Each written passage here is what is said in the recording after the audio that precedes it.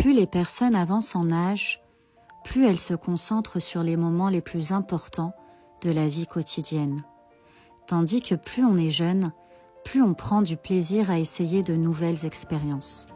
En effet, plusieurs scientifiques expliquent l'effet de positivité observé chez les personnes âgées à travers la théorie de la sélectivité socio-émotionnelle.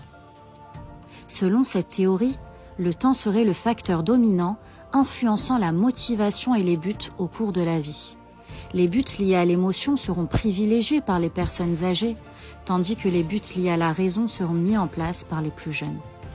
Ainsi, les personnes les plus âgées se centreraient sur le temps qu'elles pensent encore avoir pour se focaliser sur ce qui est de plus cher dans cette vie, à leurs yeux, afin d'augmenter leur bien-être.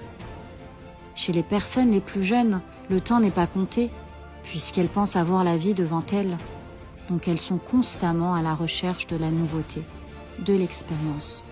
Des études montrent en effet que la plupart des individus deviennent plus heureux en vieillissant et ont un meilleur contrôle émotionnel que les plus jeunes.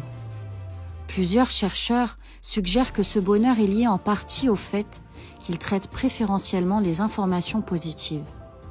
La théorie de la sélectivité socio-émotionnelle engage avec l'âge une concentration exclusive sur les informations émotionnellement positives et module donc notre réseau social et donc la qualité de celui-ci.